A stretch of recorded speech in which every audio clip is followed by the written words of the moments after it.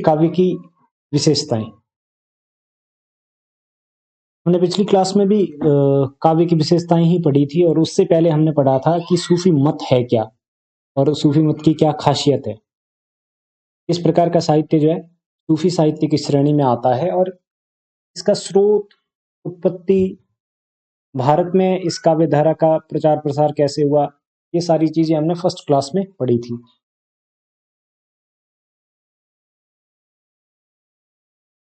इस साहित्य में भी गुरु का महत्व है, क्योंकि निर्गुण प्रकार का साहित्य, और निर्गुण में गुरु का अपना एक विशिष्ट स्थान होता है, अपना एक विशेष प्रभाव होता है। यहाँ पर भी गुरु का महत्व है, लेकिन ज्ञानाश्रयी शाखा में जो गुरु का महत्व है उतना महत्व यहाँ पर नहीं है। गुरु की सहायता लेकर के साधना मार्ग से ईश्वर तक पहुंचने का प्रयत्न करता है कौन? साधक व्यक्ति। एक साधक गुरु की सहायता लेकर के, या कह सकते हैं कि गुरु से दीक्षित होने के बाद में वो इस मार्ग पे चलना शुरू करता है। लेकिन अंतर क्या है ज्ञानाश्रयी शाखा में और प्रेमाश्रयी शाखा में? ज्ञानाश्रयी शाखा में गुरु हर वक्त उसे क्या करता है? आगाह करता रहता है। गुरु हर वक्त उसके साथ रहता है, गुरु का सानिध्य उसको प्राप्त होता है साधक को। लेकिन प्रेमाश्रयी शाखा एक ऐसी शाखा है, या फिर कह सकते हैं कि ये जो सूफी काव्य धारा है या सूफी मत जो है, इस प्रकार का मत है जहां पर गुरु मार्ग दिखा देता है अपने शिष्य को, उसके बाद उसे तमाम तरीके की परिस्थितियां जो भी उसके मार्ग में आ रही है वो सारी की सारी उसी को हैंडल करनी होती है।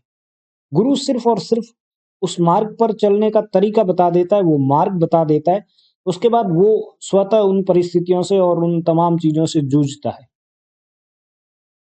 कहने का अर्थ ये हो गया कि यहाँ पर गुरु सिर्फ मार्गदर्शक है, उसके बाद पूरा का पूरा काम उसका शिष्य करता है, जो साधक है वो करता है। ज्ञानाश्रयी शाखा में गुरु शिष्य के साथ साथ है। सूफी मत के अनुसार ईश्वर एक है और आत्मा उसी का अंश है। हम शरीर रूप में इस दुनिया में रहते हैं, हम शरीर रूप में आदमी या इंसान के तौर पर या किसी जीव के तौर पे इस दुनिया में सरवाइव करते हैं। हम सब किसके अंश हैं? उस परमात्मा के अंश है। एकेश्वरवाद की जो कल्पना है, वो एकेश्वरवाद जो इस्लाम में मुख्य है, और कहते हैं कि भारत में भी ज्ञानाश्रयी शाखा का जो एकेश्वरवाद है वो भी कहीं ना कहीं इस्लाम से ही प्रभावित है। लेकिन पूर्णतः ये बात सही साबित नहीं होती है, क्योंकि भारत में एकेश्वरवाद की कल्पना या फिर ईश्वर एक है, उसका कोई अवतार नहीं है, ये परंपरा बहुत लंबी भक्ति परंपराओं में से एक परंपरा थी। तो यहाँ पर भी एकेश्वरवाद इंपॉर्टेंट है। गुरु का महत्व है, एकेश्वरवाद का महत्व है, और शिष्य जो है, साधक जो है, वो ईश्वर प्राप्ति में लगातार संलग्न रहता है। जब तक कि उसे ईश्वर की प्राप्ति नहीं हो जाती है तब तक वो उसी कार्य में जुटा रहता है।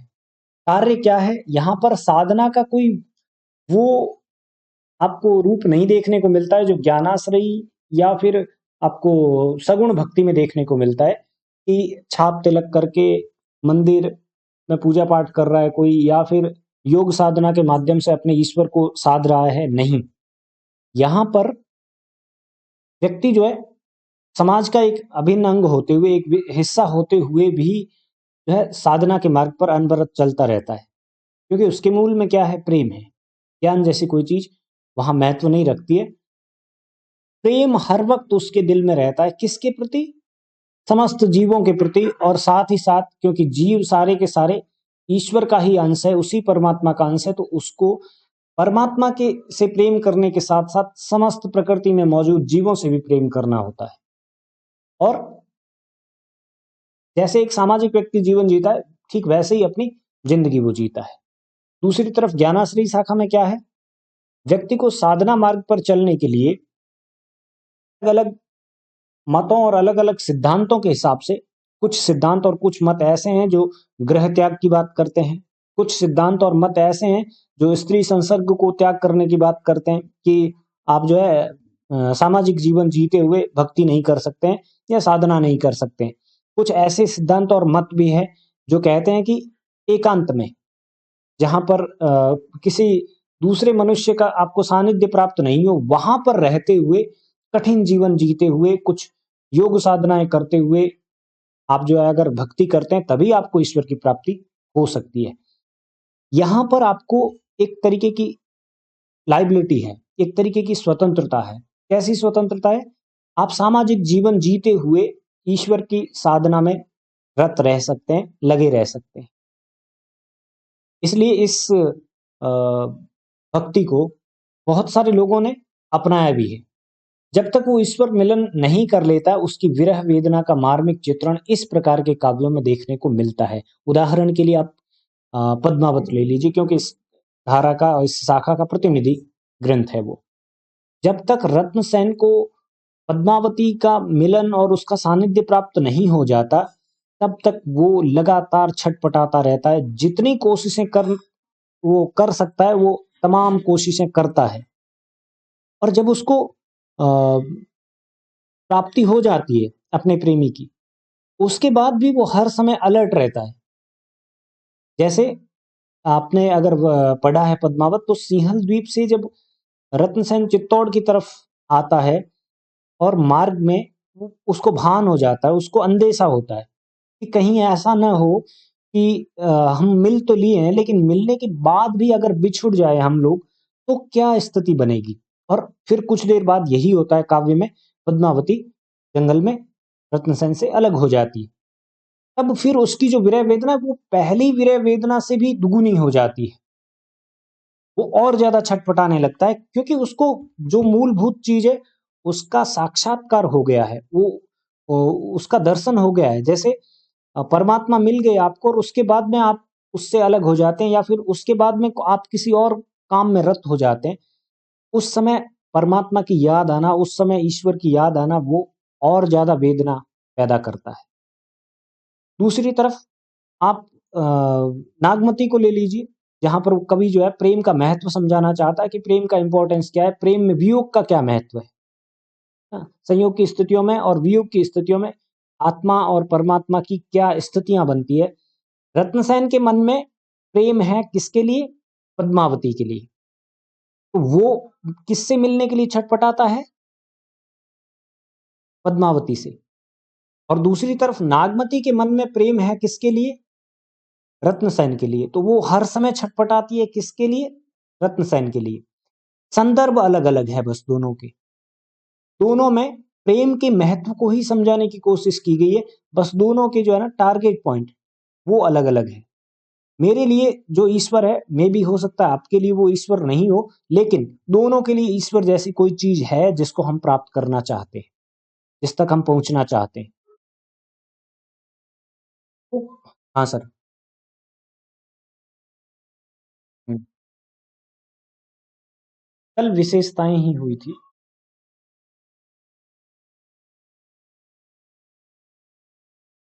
Continue sir. कल वाली क्लास सॉरी मैं वो अपलोड नहीं कर पाया था। आज मैं अभी जैसे ही क्लास एंड होती है दोनों क्लासें अपलोड कर दूंगा।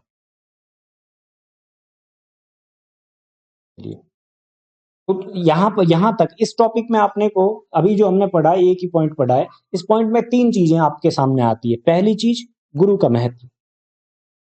गुरु क्या करता है?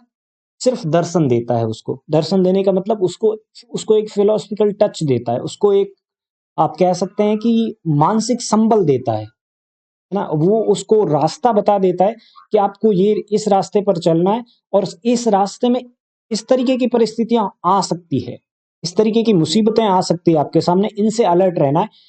अब इन मुसीबतों का सामना करते हुए और इनका समाधान कैसे करना है, गुरु नहीं बताता है। गुरु उसको छोड़ देता है कि आप जैसा चाहो, आपकी बुद्धि, आपका हृदय जैसा महसूस करे, उसके प्रति प्रतिक्रिया भी आपकी वैसी ही होनी चाहिए। क्लियर? पहली चीज। दूसरी चीज, सूफी मत। सूफी मत चूंकि एकेश्वरवाद पर आधारित है, एकेश्वरवाद को मानता है, क्योंकि मुस्लिम धर्म एकेश्वरवाद को मानता है। तो वो कहते हैं कि आत्मा परमात्मा वास्तव में क्या है? एक बड़ा पिंड है ऊर्जा का और एक छोटा पिंड है ऊर्जा का। ये छोटा पिंड जब बड़े पिंड से पृथक होता है और जीव के रूप में इस संसार में आता है, तो एक तरीके से वो वियोग की स्थितियों को महसूस करता है, वियोग को महसूस करता है, क्योंकि वो अपने मूल स्रोत से अलग हो गया है, मूल स्रोत से वो किनारे हो गया है, और इस वजह से हर समय वो छटपटाता रहता है। अब इस बात को कहानी के माध्यम से समझाना है। उनके धर्म का सिद्धांत जो है, उनके मत का सिद्धांत जो है, वो तो है ये कि ईश्वर वास्तव में क्या है, ऊर्जा का एक बड़ा स्रोत है, जिसमें से भिन्न भिन्न प्रकार की छोटी छोटी ऊर्जा स्रोत जो है निकलते हैं और जीव के रूप में धरती पर जन्म लेते हैं। अब जन्म ले लिया तो जो मुख्य स्रोत है उसका, जिसको हम परमात्मा कहते हैं, उसके प्रति जीव के मन में वियोग की स्थिति पैदा होती है। ईश्वर के मन में नहीं है, किसके मन में है? जीव के मन में है। वो मिलना चाहता है किससे? ईश्वर से, उस अपने मुख्य स्रोत से वापस मिलना चाहता है, क्योंकि अलग वो कुछ अच्छा महसूस नहीं कर रहा है, अलग रह करके उसको वो सुख प्राप्त नहीं हो रहा है, जो संयोग में उसको सुख प्राप्त होता था वो नहीं हो रहा है। अब इसी सिद्धांत को कहानी में कैसे समझाएं? तो सूफी संतों ने और सूफी फकीरों ने क्या किया है, स्थानीय कहानियों को उठाया और उन कहानियों में एक चरित्र ऐसा रखा जिसके लिए दूसरा चरित्र छटपटाता है उसको प्राप्त करने के लिए, उसको पाने के लिए, उसके सानिध्य में के लिए ना। उदाहरण के तौर पे आप बड़े पिंड के तौर पे मान सकते हैं यहाँ पर पद्मावती को, ठीक है। और पद्मावती नहीं छटपटाती है रत्नसेन को पाने के लिए, बल्कि पद्मावती को पाने के लिए रत्नसेन छटपटाता है। क्लियर? यहाँ पर साधक कौन है? रत्नसेन है। और परमात्मा कौन है जिसको वो प्राप्त करना चाहता है? प्रतीक के तौर पे, ठीक है। आप ये सोचेंगे कि पद्मावती भी तो एक शरीर के रूप में ही धरती पर जीवित थी, धरती पर उसने जन्म लिया था, करेक्ट है। बट इस सिद्धांत को उसे समझाना है लोगों को, इस सिद्धांत को सरलीकरण करके लोगों तक पहुंचाना है कि आत्मा जो है कैसे छटपटाती है और कैसे प्राप्त करती है अपने प्रेमी अपने परमात्मा को, अपने प्रेमी को। यहाँ पर पद्मावती परमात्मा का प्रतीक है, जिसको कौन प्राप्त करना चाहता है? आप देखिए सबसे मजेदार चीज, रत्नसेन तो प्राप्त करना ही चाहता है। रत्नसेन के साथ साथ रत्नसेन पॉजिटिव विचारों का, सकारात्मक चीजों का, या फिर आप कह सकते हैं कि अच्छे आदमी का एक प्रतीक है, जो मेहनत करके, जो साधना करके, जो अपना सर्वस्व समर्पित करके उसको प्राप्त करना चाहता है। और हर एक धर्म में ये मान्यता है कि जो व्यक्ति अपना सर्वस्व समर्पित करता है भगवान के प्रति या परमात्मा के प्रति, एक ना एक दिन वो मिल जाते हैं उसको। रत्नसेन जोगी बन के रहता, कहते हैं 14 साल तक वो रहा वहां पर, कोई कहता है 9 साल तक रहा वहां पर, और भिन्न भिन्न प्रकार के कष्टों को सहन करते हुए वो जो है अंत तो गत्वा पद्मावती को प्राप्त कर लेता है। फिर उसके बाद वहां से वो रवाना होता है। अब दूसरा कौन होता है इसी जीवन में, सामाजिक जीवन में? कुछ लोग ऐसे भी होते हैं जो बिना मेहनत के, बिना साधना के, बिना कष्ट भोगे वो जो है उस परम तत्व को, उस परमात्मा को, और अपने जो क्या कह सकते हैं हम, जिसको हमने सबसे बड़ा टारगेट बना रखा जिंदगी में, उसको प्राप्त करने की कोशिश करता है। उदाहरण के लिए कहानीकार ने, मतलब रचनाकार ने इसको समझाने के लिए इसका प्रयोग किया है चरित्र के तौर पे अलाउद्दीन का, करेक्ट। ये भी प्राप्त करना चाहता है किसको? इस परमात्मा को। ये भी इस परम तत्व को जो है अचीव करना चाहता है। रत्नसेन भी इसको प्राप्त करना चाहता है। दोनों के रास्ते अलग अलग हैं, दोनों के गुरु अलग अलग है। एक नेगेटिव है, एक पॉजिटिव है। जीत किसकी होती है अंत में? कौन इसको प्राप्त करता है? रत्नसेन की अलाउद्दीन खिलजी? ये परमात्मा। हाँ करेक्ट। क्यों? सिद्धांत को, इस मत को समझाने के लिए कि जो सच्चा साधक होगा, जो प्रेम मार्ग पे वास्तविकता के साथ में चलेगा, चाहे उसको कितने भी कष्ट भोगने पड़े, वही परमात्मा तक पहुंच सकता है। पद्मावती, आपने पद्मावत फिल्म भी देखी होगी, कुछ कुछ अंश उसमें ठीक वैसा ही जो दिखाया गया है, दिखाने की कोशिश की है रचनाकार ने, जो पद्मावत में मूलतः है। अंत में जाकर क्या होता है, पद्मावती जब चिता पे चढ़ जाती है और बहुत सारी रानियों के साथ सती हो जाती है सती कुंड में, उस समय अलाउद्दीन सोचता है कि मैं जीत गया। रत्नसेन काम आ जाता है, रत्नसेन पहले ही शहीद हो जाता है, बट उसने उस परमात्मा के शरण को ग्रहण कर लिया, परमात्मा के उस छवि को उसने देख लिया, परमात्मा की उस छवि को जिसको वो पाना चाहता है उसका सानिध्य प्राप्त कर लिया। अलाउद्दीन इसकी खोज में भटकता रहता है कि मुझे कैसे भी करके, वो साधक की तरह मेहनत नहीं करता है, बल्कि वो येन केन प्रकरण कोई भी तरीके से साम दाम दंड भेद इस्तेमाल करते हुए उसको प्राप्त करना चाहता है, उसको अपने अधिकार में लेना चाहता है। जब वो वहां पहुंचता है अग्निकुंड के पास में, तो वो देखता है यहाँ तो कुछ भी नहीं है। अभी तक जिस चीज के लिए मैं, जिस चीज को प्राप्त करने के लिए मैं इतना खून बहाता हुआ आ रहा हूँ, इतनी मेहनत करके आ रहा हूँ, इतने इतने लोगों को मैंने मार दिया है, उसके बावजूद मुझे प्राप्त क्या हुआ? एक मुट्ठी राख। पद्मावत का ये उस समय का वर्णन करते हुए जायसी लिखते हैं कि अंत में हाथ क्या आता है? क्षार, राख हाथ आई मेरे। कौन कहता है? अलाउद्दीन कहता है। न तो रत्नसेन की तरफ से मुझे कुछ मिला, न पद्मावती की तरफ से कुछ मिला, न लोक की तरफ से मुझे कुछ मिला। आज भी हम अलाउद्दीन की बात कर रहे हैं तो उसको एक नकारात्मक चरित्र के तौर पे बात कर रहे हैं, और रत्नसेन के बारे में बात कर रहे हैं तो उसको एक सकारात्मक चरित्र के तौर पे बात कर रहे हैं। मतलब रत्नसेन को पद्मावती के साथ साथ, अपने परमात्मा के साथ साथ लोक से भी कुछ मिला है, और अलाउद्दीन को न लोक से कुछ मिला, न परमात्मा से कुछ मिला, न अपने शत्रु से कुछ मिला, किसी से कुछ नहीं मिला। इस पूरे के पूरे सिद्धांत को कहानी के तौर पे समझाने के लिए, क्योंकि कहानी सबसे बेस्ट माध्यम रही है आदिकाल से लेके आज तक, और ये आदिकाल हिंदी साहित्य का आदिकाल नहीं है, ये आदिकाल है मानव सभ्यता का। जब से इंसान ने धरती पर जन्म लिया है, तब से लेकर के आज तक जो सर्वश्रेष्ठ माध्यम बनता है किसी बात को, किसी सिद्धांत को समझाने के लिए, वो है कहानी। और इस मत में, इस सिद्धांत में भी इस चीज को कहानी के माध्यम से समझाने की कोशिश की है। करेक्ट। इन लोगों ने, जो सूफी रचनाकार है, इन लोगों ने प्रेम चित्रण में भारतीय और फारसी दोनों शैलियों को अपनाया है। मैंने ये बात कल बताई थी आपको कि ये सूफी मत की जो काव्य शैली है वो ज्यादा प्रभावित किससे है? मसनवी शैली से। और मसनवी ईरान की शैली है ना। वहां का साहित्य लिखने की अपनी एक स्टाइल है, अपना एक तरीका है, जिसको वो लोग खंडों में, सर्गों में विभक्त करके नहीं लिखते हैं, बल्कि सीधा उसका वर्णन करते हैं कथात्मक रूप से। जैसे आपको कोई कहानी बताता है, चैप्टराइजेशन करके नहीं, ऐसे ही डायरेक्ट, ठीक वैसे ही मसनवी शैली में भी कथानक को इसी प्रकार से प्रस्तुत किया जाता है। बट भारतीय काव्य में, भारत के सूफी काव्य में क्या किया है इन रचनाकारों ने? फारसी और भारतीय दोनों काव्य शैलियों का इस्तेमाल किया है। भारतीय काव्य शैली क्या थी? भारतीय काव्य शैली का सीधा सा अर्थ था कि कोई भी कथा को आप बिना विभक्त किए, बिना उसका चैप्टराइजेशन किए, बिना उसके खंड किए, उतने अच्छे तरीके से कह नहीं पाते। इससे क्या होता है? खंड कर देने से, चैप्टराइजेशन कर देने से कथा में रोचकता आती है। अगर मान लीजिए आपको एक वेब सीरीज कंटिन्यू दिखाए, 10 घंटे की वेब सीरीज, उसका कोई पार्ट नहीं हो, उसका कोई चैप्टराइजेशन नहीं हो, उस चैप्टर का कोई टाइटल नहीं हो, तो आपको कितनी अच्छी लगती?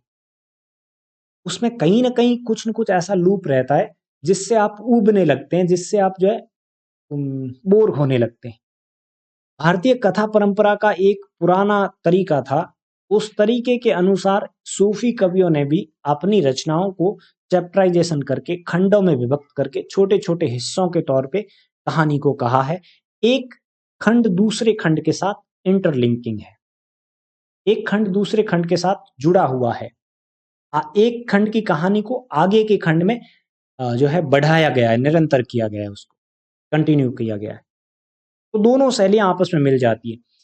आर्किटेक्चर के स्तर पर भारतीय शैली को अपनाते हैं वो, है ना, कि कथात्मक तेवर कैसा होगा, रचना विधान कैसा होगा, भारतीय होगा। लेकिन उस रचना विधान में छंदों का क्रम ध्यान रखना, फारसी शैली से क्या लिया, भारतीय शैली से क्या लिया? भारतीय शैली से लिया कथा का प्रस्तुतिकरण, कथा को प्रस्तुत कैसे करना है, ये इन लोगों ने लिया भारतीय शैली से। और कथा को प्रस्तुत करने के लिए छंद विधान क्या होगा, और रस का वर्गीकरण कैसे किया जाएगा, साथ ही साथ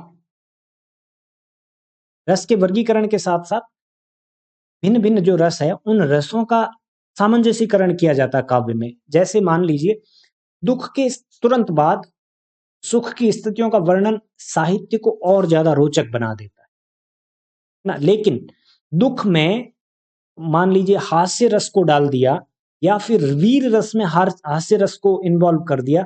एक तो योद्धा बात अपनी तलवार से बात कर रहा है और दूसरा एक आदमी आता है बीच में जोकर की तरह, वो हंसी मजाक करता है। इस प्रकार का काव्य लिखना, तो इस समय में जिस समय में सूफी काव्य लिखा गया था, इस समय में और इस समय से पहले एक तरीके से दोष माना जाता था। तो रसों का वर्गीकरण और उनका चयन करना कि योजना क्या रहेगी, इसको हम संक्षेप में कह सकते हैं रस की योजना। रस योजना क्या रहेगी, इसको सूफी कवियों ने कहां से लिया है? छंद विधान, रस की योजना, ये फारसी और भारतीय दोनों शैलियों से मिला जुला है। छंद विधान तो है उनका फारसी का, और रसों की योजना, रसों का वर्गीकरण कहां से आ गया उनके भीतर? भारतीय शैली से। लेकिन जो चीजें मुख्य थी, जैसे कि रस का प्रयोग कैसे करना है, वो भारतीय शैली में भी उसी तरीके से पहले था। जैसे वीर रसात्मक ग्रंथों में एक वीर योद्धा का वर्णन करते हुए कभी भी हास्य रस की बात या वहां पर नहीं की जाती थी, है ना। श्रृंगार रस में कभी भी आपको विभत्स रस नहीं दिखाई देता है। दोनों अलग अलग तरीके से अलग अलग जगहों पर इस्तेमाल किए जाते हैं। उसकी एक प्रॉपर योजना थी भारतीय दर्शन में भी। लेकिन सूत्र ये मिलते हैं कि पद्मावत के बाद भक्ति काल में और भक्ति काल के बाद रीति काल में ये जो तरीका था रसों की योजना को प्रस्तुत करने का या छंद विधान को कैसे इस्तेमाल करना है, ये पद्मावत के बाद ज्यादा प्रतिष्ठित हुआ, ज्यादा जो है लोगों ने इस्तेमाल किया। उदाहरण देता हूं इसका। छंद विधान आप देखेंगे पद्मावत की जो कड़वक योजना है, कड़वक योजना क्या होती है? एक छंद के बाद दूसरे छंद को किस तरीके से स्टैंजा में परिवर्तित करना है। उदाहरण के लिए मान लीजिए मैंने 4 चौपाई लिखी है पहले, और 4 चौपाई के बाद में एक दोहा लिखा है। फिर उसके बाद में मुझे पूरा यही पैटर्न पूरे के पूरे खंड में इस्तेमाल करना है, पूरे के पूरे चैप्टर में इस्तेमाल करना है। ये कड़वक योजना कहलाती है। तो ये कड़वक योजना और छंदों का विधान कैसे इस्तेमाल करना है, छंदों को किस क्रम में रखना है, ये फारसी शैली में इस्तेमाल होता था। इसके पीछे रीजन भी है कि वहां पर कथा को चैप्टराइजेशन करके नहीं प्रस्तुत किया जाता था, तो मजबूरी में रचनाकार को छंद विधान का सहारा लेना पड़ता था, कड़वक योजना का सहारा लेना पड़ता था। उसको एक बात, जैसे हम लोग एक पैराग्राफ में एक बात कहते हैं, ठीक वैसे ही वो एक बात को एक कड़वक में रखने की कोशिश करते थे फारसी शैली में। भारतीय शैली में कथा प्रस्तुतिकरण का ढांचा अलग था, वहां पर खंड बनाए गए थे, चैप्टराइजेशन था वहां पर, अध्याय की योजना थी वहां पर। फिर भी सूफी कवियों ने इन दोनों शैलियों को मिलाकर प्रयोग किया है। तीसरी चीज, रस विधान या रस योजना या रस का वर्गीकरण, इसको भारतीय शैली में पहले इतना ज्यादा महत्व नहीं दिया जाता था। कुछ लिमिटेड चीजों में, जैसे मैंने कहा वीर रस के साथ में हास्य रस नहीं इन्वॉल्व होता था, ये एक दूसरे के विरोधी रस है। श्रृंगार रस के साथ में विभत्स रस नहीं डाला जाता था, क्योंकि ये एक दूसरे के विरोधी रस है। कुछ जगहों पर ये चीजें थी और सिद्धांत के तौर पर नहीं थी, वो एक कवि की अपनी समझ के हिसाब से थी कि एक योद्धा जब तलवार से बात कर रहा है तो जीभ चलाकर किसी को बात करना या फिर हंसी मजाक वहां पर किसी चरित नायक से किसी चरित काव्य से कहलवाना उचित नहीं होता है। वो उनकी एक सोच थी ना, जो बाहर के देशों में उस समय सिद्धांत का रूप धारण कर चुकी थी रस योजना के तहत। सूफी कवियों ने, स्पेशली जायसी ने इस चीज को अडॉप्ट किया, इस चीज को अपनी रचना में उतारा, जिसका प्रयोग बाद के कवियों ने, स्पेशली भक्ति काल के कवियों ने भी किया है और रीतिकालीन कवियों ने सबसे ज्यादा किया है। जो रीति काल में रीति सिद्ध कवि है, वो इस चीज को अंडरलाइन करते हुए लिखते हैं कि एक रचनाकार रस विधान कैसे करेगा, रस की उसकी योजना क्या रहेगी, और छंदों का विधान कैसे करेगा, कौन से छंद के साथ कौन सा छंद इस्तेमाल करके कड़वक बनाने में काव्य जो है ज्यादा आनंददायक होगा, ज्यादा लोगों को पसंद आएगा। ये रीति सिद्ध कवियों ने बाद में अपने ग्रंथों में लिखा है, इसको अंडरलाइन किया है। बात समझ में आई ये? सूफी कवियों का प्रेम चित्रण भारतीय और फारसी दोनों शैलियों का मिश्रण था। भारतीय शैली से क्या ग्रहण किया और फारसी शैली से कौन सी चीज वो लेकर आए और इन दोनों का मिश्रण कैसे किया और उसको अपने काव्य में कैसे इस्तेमाल किया। है कोई प्रॉब्लम? हम्म। हम्म।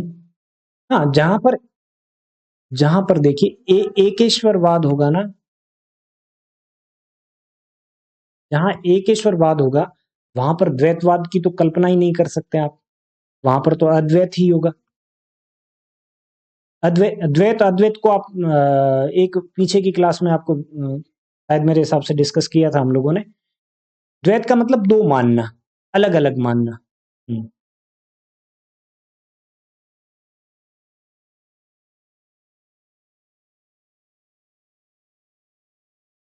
देखिए, वो लोग क्या कहते हैं, जीव और परमात्मा, इसका मतलब क्या हो गया कि वो दो तत्व मानते हैं।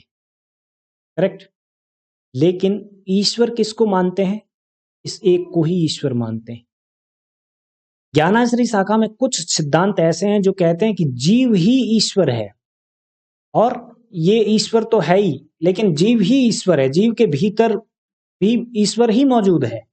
ये लोग क्या मानते हैं, सूफी काव्य और सूफी परंपरा वाले, सूफी मत वाले, कि ये जीव इस परमात्मा का एक अंश है जो हर समय इसमें मिलने के लिए छटपटाता है। मतलब कि अंत तो गत्वा जो चीज है वो एक ही है। बात क्लियर हुई है? क्लियर हुई? हम्म।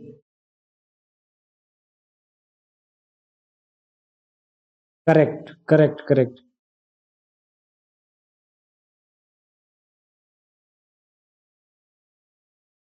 हिंदी काव्य धारा में जो सूफी सूफी परंपरा रही है, हिंदी काव्य धारा के प्रभाव के कारण सूफी कवियों ने भारतीय शैली कथानक को प्रस्तुत करने की शैली जो थी, उस शैली में ये महाकाव्य, यहाँ पूरा हो गया, ये ऐसे कर देना, इसको हाफ है ये, महाकाव्य पद्धति को अपनाया। ये कथा को प्रस्तुतिकरण करने का एक तरीका जो उन्होंने फारसी शैली से, फारसी शैली में क्योंकि अध्याय की कल्पना नहीं थी, वहां पे सीधी कहानी कहने की परंपरा थी। भारतीय दर्शन में या भारतीय साहित्य में कहानी को अलग अलग खंडों में, अलग अलग अध्यायों में व्यक्त करके प्रस्तुत करने की योजना पहले से थी, और इसी को ये सूफी रचनाकार अपनाते हैं और महाकाव्यों की रचना करते हैं। करेक्ट। पद्मावत में ग्रीष्म वर्णन, नगर वर्णन, समुद्र वर्णन, विरह वर्णन, युद्ध वर्णन आदि भारतीय महाकाव्य शैलियों से लिए गए हैं। एक सेकंड है, आपको शायद बैकग्राउंड नॉइज आ रहा है कुछ? एक सेकंड, जस्ट ए सेकंड।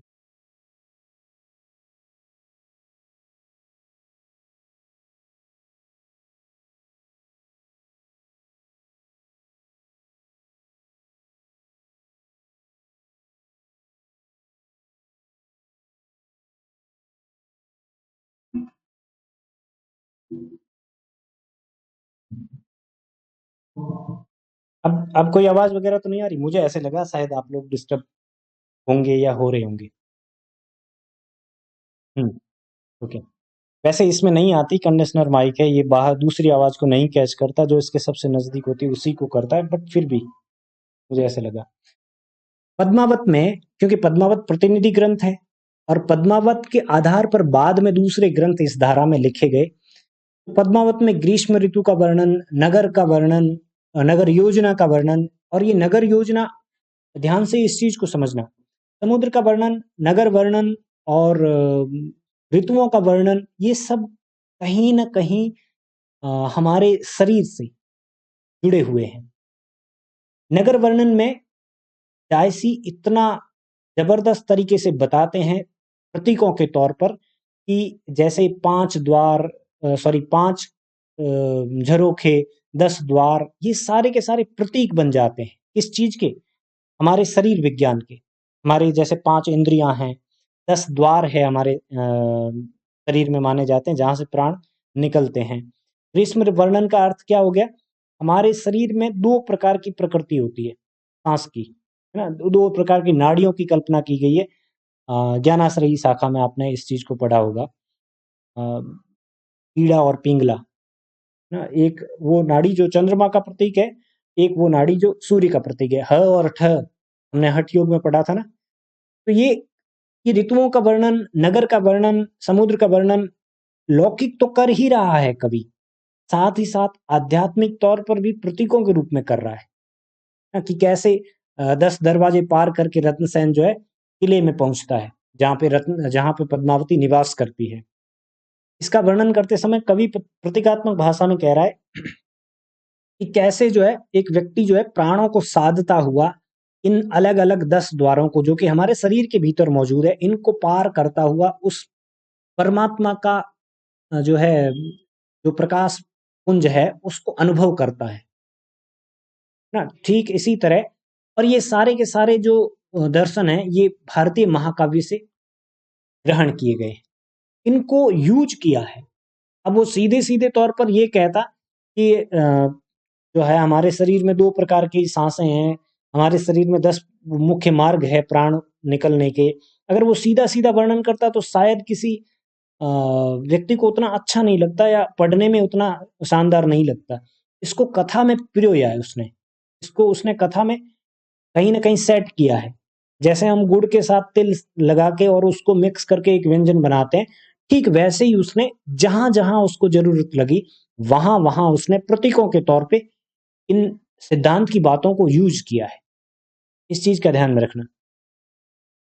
ऐसा नहीं सीधी सपाट कहानी है, वो सीधी सपाट कहानी नहीं, बल्कि वहां पर वो कोई धार्मिक सिद्धांत को स्थापित करने की कोशिश कर रहा है। जैसे मसनवी काव्य में 5-7 छंदों के बाद एक विराम आता है, 5 छंद इस्तेमाल किए, उसके बाद एक विराम आता है, वहां पर रुकता है, छंद परिवर्तित करता है। यहाँ कुछ चौपाइयों के बाद आपको दोहा देखने को मिलता है, पद्मावत में स्पेशली। और उसके बाद में आपको पता होगा पद्मावत की जो काव्य योजना है, यानी कि कहानी को प्रस्तुत करने की योजना है, वही योजना बाद में एक बहुत ही प्रतिष्ठित कवि इस्तेमाल करता है। कौन करता है आपको पता है? तुलसीदास। जब मैंने ये पहली बार ये तथ्य पढ़ा था तो मुझे बड़ा अजीब सा लगा, क्योंकि उस समय तक जायसी को उतना अच्छे तरीके से नहीं पढ़ा था, जायसी के बारे में उतना अच्छे से नहीं जानते थे। तो ऐसे लगा कि तुलसीदास जायसी की बात को एडॉप्ट करेंगे, तुलसीदास जायसी के कथा विधान को अपने काव्य में इस्तेमाल करेंगे, ऐसा कैसे हो सकता है? जबकि ये हकीकत है। मसनवी शैली की जो स्टाइल होती है, वहां पर अब मजबूरी होती है कवि की या रचनाकार की कि वो एक बात को एक पैराग्राफ में रखें ताकि समझने वाले को जो है थोड़ी सी आसानी हो, क्योंकि वहां पर चैप्टराइजेशन की परंपरा नहीं है। इस वजह से वो छोटे छोटे हिस्सों में कहानी को कहता है और आगे बढ़ता है रोचकता लाने के लिए। यही चीज इस्तेमाल की जायसी ने, लेकिन किसमें इस्तेमाल की? उसने खंडों में विभक्त करने के बाद इस्तेमाल की। तो इसका मतलब हो गया कि ये काव्य और ज्यादा इंटरेस्टिंग बन गया। मसनवी काव्य में प्रेमिकाओं द्वारा आध्यात्मिक प्रेम की व्यंजना होती है, यहां पर भी ऐसा ही हुआ है। नागमती के माध्यम से जायसी जो है इस चीज को दिखाते हैं, बताते हैं। उसका आध्यात्मिक प्रेम भी यहाँ पर